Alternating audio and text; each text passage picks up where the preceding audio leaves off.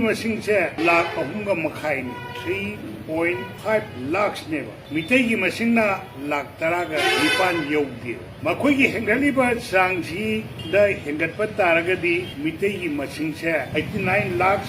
9,834 होइगने 1881 लेरबा missing 4,081 सीना हौजी 3.5 यौरी से मसिदा पाबा मतमदा तैगी मसिंग से 89 लाख 9,834 होइगने मोइने याम कना हाइरी हागे मतमदा मी लिसिंग अमा लाए हागे मतमदा मितई मसिंग से लिसिंग यांखै हुंबु लाए अदु लोय तोथोखरो हागे मतमदा मोइने लिसिंग अमा लाख मतमदा खोइ लिसिंग कुनगप लाखसेबो हौजी 3.5 लाख नेबा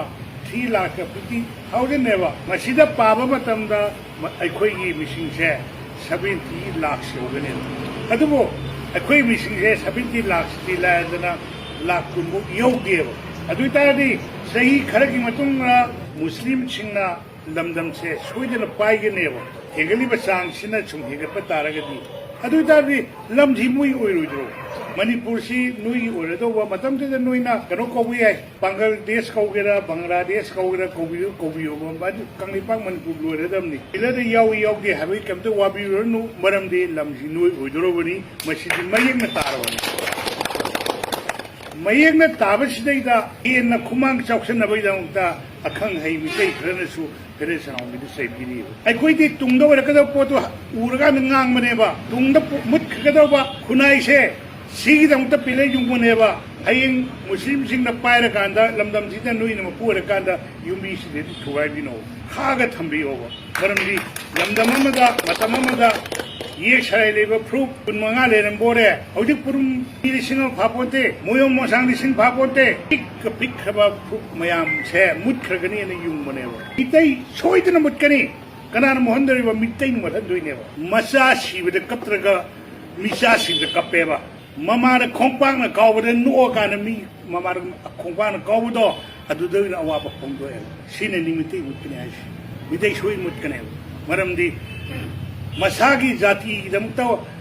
ममांग द मितै सैबदा नोंगना ताबा ngamba मसार ममा सैबदा मागी ग्रुप सैबदा मागी ऑर्गनाइजेशन सैबदा मा यावना सौगलगा वांगांगबा हाइरगा कम्युनिन थोकनी पृथ्वीदा कम्युनिन फीलिंग लेतबा जाति दो सोइदन मुत्कनेबा इंगो पांगनगिदी ड्रग योनबा मरा लेबनि पामा फाननबा पुलिस यावना संगनबा मतमदा मधु कन्ननबा यंगता नोमई कापथोरकनी इरांग होरकनी पुलिस की जिपो मई थागनेबा हुरा मधु कन्ननबनिको अखोइगिदी मितै अमा पुलिसना लापदा हुरांबा ओइतागे पिथोकनेबा मिगिदी जाति नुसी लिंजेन माने हुरांबोरिसु कन्गनी हाय अखोइगिदी खना फगे फाउ फरोइदो सौगत्ते चिंघनी चिंघकनेबा अदुना हाइगत्ते इचु वाना मियामना पुलकाना मियाम दे लुपा तरा कुन कुंथ्रा हापक्पा मियामदना येलो मियक सलाई लेबा प्रूफ कुनमंगा सिंगी युंगनिब नुंगसिगी मायोक्ता मितैना वांगांगमे सिगी गेजेसी मतुंगना फेडरेशन ऑफिस मितै हेल्प थाबरेबा मोय केस तौनरकाना मैतैना ngамदरि मैतै थागे मरिबुगा मेना थोपा गेजेसी मतुंगना कुथाबरेबा अमुसुमो 4 मार्च 2021 दा अमुक थुइबा सिदे थुइबा मैतै मयेक अदगी मितै लोन गाइसे MWE ने मरिबु गमेना थोपदिको मरिबु गवर्नमेंट थोपा गेसिदा तौगदरा नत्रगना अतपना तौगद्रो फेडरेशन हाउमिना तौबसे डॉक्यूमेंट याउ तौबने अन माना ngangi दो खंगदि बान थोरकनु खंग अदुगा सुकनि मयामंगा अनि सुबदम करे हायबो कबुइगी मुहायरे कबुइगी रोमैगा मतनी अदो कबुई जो हापा रोमई जो हापा गई हापिनो मा करी खंगे माना ngangi दि तंखुगी बतांग ngangoबो कना ऑब्जेक्शन तौ माना मितै मतंग दि दुआंगिनो कबुई बतांग दि दुआंगिनो कबुई हाइबो प्रूफ सिदा रोमई शोरमेबो बट 2012 तकी मोइना अखोइदि कबुई पुंजे रोय अखोइ रोमई ओबे तोआन बा ट्राइब अम लेजरगी हाइदना इजागा मेर सी इरे मोइ मयाम चंग खोनरे कांदा 2012 ता इजागा मेर मोइ सी तोआन बा ट्राइब अम ने लेखबनेबा अदुगी पोथुरे बा कोइ सिदा लेरिसु सिदा यावसे तोआन बा ट्राइब अम ओइना लेखबा येक सलाई लेबा प्रूफ तो तोंगा हापताबने ꯑꯩꯅ ꯍꯥꯏꯅꯤꯡꯉꯤꯗꯤ ꯀꯕꯨꯏꯒꯤ ꯔꯣꯡꯃꯩꯒ ꯑꯃꯨꯛꯀ ꯄꯨꯟꯁꯤꯟꯕꯤꯔꯣ ꯔꯣꯡꯃꯩꯒꯤ ꯀꯦꯖꯦꯠ ꯃꯥꯒꯤ ꯑꯦꯁ ꯇꯤ ꯂꯤꯁꯇ ꯌꯥꯎꯔꯒ ꯇꯣꯛꯊꯣꯛꯄꯤꯔꯣ ꯑꯩꯈꯣꯏ ꯀꯕꯨꯏ ꯈꯛꯇ ꯍꯥꯞꯀꯦꯕ ꯅꯠꯇ꯭ꯔꯒꯅ ꯀꯕꯨꯏꯒꯤꯗꯤ ꯇꯣꯛꯊꯣꯛꯄꯤꯔꯣ ꯔꯣꯡꯃꯩ ꯈꯛꯇ ꯇꯧꯕꯤ ꯑꯩꯈꯣꯏ ꯔꯣꯡꯃꯩ ꯍꯥꯞꯀꯦꯕ ꯀꯕꯨꯏꯁꯨ ꯔꯣꯡꯃꯩꯁꯨ ꯇꯣꯉꯥꯟ ꯇꯣꯉꯥꯟꯕ ꯇ꯭ꯔꯥꯏꯕꯅꯤ ꯍꯥꯏꯗꯅ ꯑꯦꯁ ꯇꯤ ꯂꯤꯁꯇ ꯌꯥꯎꯕꯗꯣ ꯑꯗꯨꯅ ꯐꯦꯗꯔꯦꯁꯟ ꯍꯧꯃꯤꯅ ꯀꯕꯨꯏꯁꯨ ꯔꯣꯡꯃꯩꯁꯨ ꯍꯥꯞꯄꯅꯦ ꯑꯗꯒꯤ ꯑꯃꯅ ꯉꯔꯥꯡ ꯅꯍꯥꯟꯃꯨꯛ ꯀꯩꯅꯣꯅ ꯍꯥꯏꯔꯦ ꯃꯔꯤꯡ ꯎꯄꯥꯔꯨꯞꯅ ꯍꯥꯏꯔꯦ ꯀꯔꯤ ꯍꯥꯏꯔꯦ ꯈꯣꯏꯕꯨ ꯀꯩꯗꯧ ꯍꯥꯞꯄꯤꯅꯣ ꯈꯣꯏꯕꯨ ꯍꯥꯏꯕ ꯐ꯭ꯔꯨꯞꯁꯦ ꯃꯅꯤꯄꯨꯔ ꯒꯃꯦꯟꯅ ꯇ꯭ꯔꯥꯏꯕꯦꯜ ꯗꯤꯕꯂꯞꯃꯦꯟ ꯗꯤꯄꯥꯔꯠꯃꯦꯟꯅ ꯁꯦ ꯃꯣꯏ ꯁꯦꯃꯤꯅꯥꯔ ꯃꯌꯥꯝ ꯑꯃ ꯐꯪꯀꯥꯟꯗ ꯗꯣꯀꯨꯃꯦꯟ ꯄꯨꯊꯣꯛꯑꯀꯥꯟꯗ ꯈꯣꯏꯕꯨ ꯍꯥꯏꯕꯁꯦ ꯌꯦꯛ ꯁꯂꯥꯏ ꯂꯩꯕ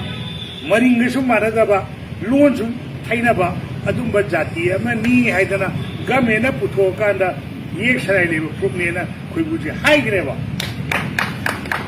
ꯑꯗꯨ ꯑꯣꯏꯇꯥꯔꯒꯗꯤ ꯑꯩꯈꯣꯏꯒꯤ ꯌꯨꯝꯒꯤꯁꯦ ꯑꯦꯁ ꯇꯤ ꯂꯩꯕꯒꯤ ꯌꯨꯝ ꯅꯠꯇꯦꯕ ꯃꯅꯤꯄꯨꯔꯗ ꯂꯩꯕ ꯌꯦꯛ ꯁꯂꯥꯏ ꯂꯩꯕ ꯐ꯭ꯔꯨꯞ 15ꯒꯤ ꯅꯨꯡꯅꯦꯕ ꯐ꯭ꯔꯨꯞ 15ꯒꯤ ꯅꯨꯡꯅꯦ ꯍꯥꯏꯕꯁꯦ ꯍꯟꯖꯟ ꯍꯟꯖꯟꯅ ꯆꯍꯤ ꯑꯃ ꯁꯨꯞꯅ ꯑꯗꯨꯒꯤ ꯃꯃꯥꯡꯗꯒꯤ ꯍꯧꯅ ꯍꯥꯏꯔꯒ ꯂꯥꯛꯑꯦꯕ ꯑꯗꯨꯏꯗ ꯃꯨꯁꯂꯤꯝꯁꯤ ꯀꯔꯤ ꯍꯥꯏꯒꯦ ꯏꯅꯦꯁꯤꯔ ꯑꯥꯏएमꯒꯤ ꯃꯨꯏꯕꯥꯅ ꯊꯨꯡꯉꯥꯂꯤ ꯃꯨꯏꯕꯥ general secretary prime minister election आएंगी माना है वो Naga and Mitai is the only indigenous people of Manipur. We are brothers. We will live together. है वो माना है वो मतलब दा सिले वो मुस्लिम में आपसे है इलेक्शन आएंगी इधर इधर मुझा नंगा नगा का मिटे खाकी इलेक्शन है यार वो कोई पंगल लेनी है है उधर ना सही अमन ही मांग है रमने बा अदुदि सिरे सोगम देवा होजिंग मोइना हाइरी नानगी मोइगी सेमिनार हायबा मितै नि हाइदना जेकमाइ लान ngमदबा हाइद्रो अदैदा फामनिबा अखोइगी अखंग हाइ मितै सिंदो नोगा तायबा ताद्रो कर्म मखनगी अइना खनबदा मोइसी मुस्लिम ओनगो मा अदुदि यावसिंग अइना थमनिगी कैनोदा हौजे नगागी खूब मयाम मुझे हायरकदौरी हयेंग नंजितगी नान खबर थिंगमनी अदु नगागी मयाम हायरकदौरी अखोई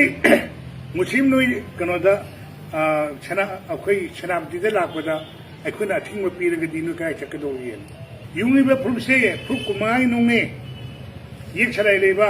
नंगन इलेक्शन आयंगी मायुक्तंगांग तारगदी फोंगांगो अखोई गनोई थेंगनरसे हायरियो हाँ फेडरेशन हाउमी का कर उन्नन बिरे नो जिक्ति मुइबार उन्नन बिरो नरी लेरगदी मतांग से इन थंजनिंग दे फेडरेशन हाउमी लबी याम सुमे अचुम लबी अखोई किसु नते अखोई द ताइबुन से मपुने लमजिंग बे मनेबा इबलो थांजिंग लमजिंग बे मनेबा जिंग लेबा मयाम सिंगिना अंगम अंगम पैसा हापगानी युंगनुनेबा एक सलाइ लेबु सिंगिनुनेबा मुस्लिम की ये सलाई पुथोरो हापी के सागई है मुझे सागई की पिबा नाइब्रो सागई की पिबन नाइब्रो पिबन नाइ दियो सामरक तो वो केस तो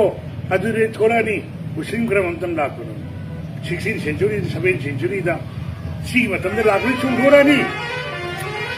ये लोग भी से कनानो मरत लाखो नो भी याद ये दो कोने तारा नहीं मुझे दुमाई थी कानर हो है बनीदा अस्सलाम वालेकुम ngasi leibang miyam da kaigum pen da wafam amata thamjage keno madamda social media ki platform singda federation of haumi ki president safam jadu mani na phongdok libo pham do leibang masa ta da ba dum laba thongni han makta thamjage mi oina poklabadi mi oi bagi wakhal chalhaninge community gi leader oina tholalabadi mana ba bine nam yenganinge community ani gi marakta simchet thabirakano federation of haumi gi jadu mani Manipur खुंतारिबा Meitei अमदि पंगन अनिगी मरक्ता Disang सेना चथरकलिबा नुसिनबगी मरी असिदा हिगाई तौबिरकनो अना कोई थमजगे मणिपुर दा खुंतारिबा पंगल सेना ngasi फावबदा Manipur की integrate अमति सक्तम काइनब करिगुम पोसा अमपक तौकिद्रि हेबसे Manipur खुंतारिबा Meitei community सिंगना खंगे हेबसे federation of हाउमी की president सफम जतुमनी ना खंगेन बुफाई फेडरेशन ऑफ हाउमी की प्रेसिडेंट सफम जादू मनीना मणिपुर खुंदारा मैतै सिंगदा हिगाई तौसलगा मनपुर खुंदारे मैतै कम्युनिटी सिंह चटकदब अदुगुमलबा कम्युनिटी नत्ते हाबसे मनपुर खुंदारे पंगल सिंह खांगे मसीगे इरोइना मनपुर कम्युनिटी अनी की मरक्ता खतना चैना हलगा अमसुंग लान थोखलगा फेडरेशन ऑफ हाउमी की प्रेसिडेंट जदु मनीना करंबा प्ले अमसुंग परंबा एजेंडा दा अदुमलबा वफम अदु थमलिबनो ngasi मनपुर तंदु लेताद्रबा मतम मसिदा मनपुर की मैतै अमदि पंगल अनी की मरक्ता सिंसेप थाजलगा थोखनिंगदब कया थोखलगा महाके करी तोंगजबनो हाइबसे सोशल मीडिया के प्लेटफॉर्म सिंगदा सफम जदु मनीदा थमजरी।